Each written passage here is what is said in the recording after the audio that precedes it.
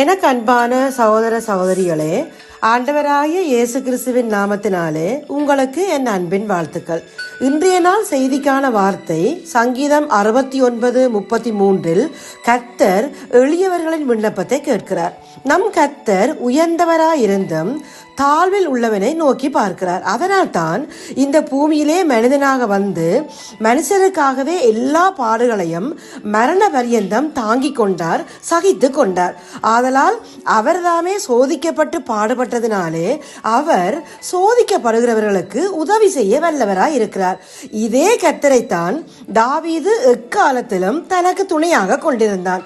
பல விதங்களிலும் நெருக்கப்பட்டு உபத்திரவப்பட்டவனுடைய உபத்திரவத்தை அவர் அற்பமாய் எண்ணாமலும் அருவருக்காமலும் தம்முடைய முகத்தை அவனுக்கு மறைக்காமலும் இருந்து தம்மை நோக்கி அவன் கூப்பிடுகையில் அவனை கேட்டருளினார். இந்த ஏழை கூப்பிட்டான்.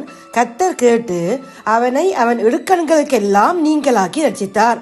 கூப்பிடுகிற எளியவனையும் உதவியற்ற சிறுமையானவனையும் அவர் விடுவிப்பார் என்ற வாக்கின்படி தாவீதை விடுவித்தவர் என்னையும் உங்களையும் விடுவித்து மகள பண்ணுவார். இதோ உங்களுக்காக ஒரு குட்டி கதை. பிரான்ஸ் நாட்டு பாடசாலை ஒன்றின் ஒரு வகுப்பாசிரியர் ஒரு நாள் ஒரு மாணவனை அழைத்து கொண்டு வெளியே போனார். இருவரும் நடந்து நடந்து ஊரை தாண்டி ஒரு வயல்வெளிக்கு வந்திருந்தார்கள். வயல் வேலையை முடித்த ஒரு விவசாயி அருகில் இருந்த வாய்க்காலில் முகம் கை கால்களை கழுவி கொண்டு இருந்தார். அவருடைய சப்பாத்துகள் கரையில் கிடந்தன.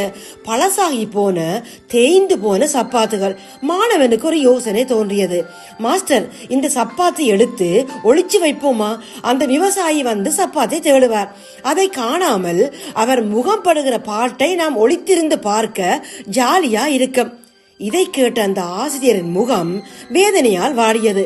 இல்லப்பா, இப்படியெல்லாம் யோசிக்கிறதே தப்பு.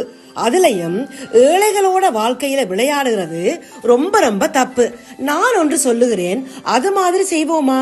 அந்த விவசாயியின் சப்பாத்துக்குள்ள என்னிடம் இருக்கும் கொஞ்ச பணத்தையும் உன்னிடம் இருக்கும் கொஞ்ச பணத்தையும் வைத்து நாம் போய் புதருக்குள் ஒளித்திருப்போம். அதை பார்த்துவிட்டு அவர் முகத்தில் என்ன ரியாக்ஷன் தெரியுது என்று கவனிப்போம் என்று இருவரும் அந்தபடியே செய்து ஒளிந்து கொண்டார்கள். கரையேறிய விவசாயி சப்பாத்தில் காலை நுழைக்கையில் வித்தியாசத்தை உணர்ந்து கையை விட்டு பார்த்தார். அதற்குள் பணம் இருந்தது. அசந்து போனார் விவசாயி. இது யாருடையதாக இருக்கும் என்று அக்கம் பக்கம் பார்த்தார். கண்ணு கட்டிய தூரம் வரை யாரும் தென்படவில்லை. அப்படியே மண்டியிட்டு தரையில் அமர்ந்தார். ஆகாயத்தை பார்த்து தன் இரு கைகளையும் விரித்து கொண்டார். கடவுளே, உன் கருணையே கருணை.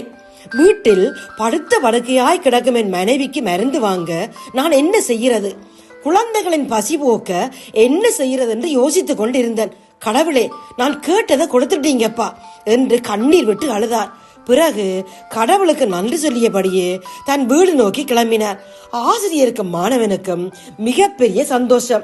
இதை கேட்டுக்கொண்டிருக்கிற எனக்கு அன்பானவர்களே, எளியவர்களின் விண்ணப்பத்தை கேட்கிற நம் கர்த்தர், நொறுங்குண்ட இருதயம் உள்ளவர்களுக்கு சமீபமாய் இருக்கிற நம் கர்த்தர் இந்த ஏழை விவசாயியின் தேவையை எப்படி சந்தித்தார் பார்த்தீர்களா? வழியே இல்லை, இது முடியவே முடியாது என்கிற எண்ணங்களை மாற்றி வழியில்லாத இடங்களிலே அவர் வழிகளை உண்டாக்குவார். முடியாது என்றிருக்கிற காரியங்களை முடிய பண்ணுவார். எனவே அவரை விசுவாசித்து இப்போது நாங்கள் ஜெபிப்போம். எங்களை அதிகமாய் நேசிக்கிறங்க நல்ல தகப்பனே, இந்த நாள் வார்த்தைக்காக உமக்கு சோத்திரமப்பா. சிறுமைப்பட்டவனுக்கு கர்த்தர் அடைக்கலமானவர், நெருக்கப்படுகிற காலங்களில் அவரே தஞ்சமானவர் என்ற வாக்கின்படி எங்கள் நெருக்கங்களிலே எங்களுக்கு உதவி செய்து எங்களை விடுவியுங்கப்பா. நன்றி சொல்லி உம்மை துதிக்க வையுங்கப்பா. இந்த ஜெபத்தை இயேசுவின் நாமத்தில் எடுக்கிறோம் எங்கள் நல்ல பிதாவே. ஆமேன், ஆமேன், ஆமேன்.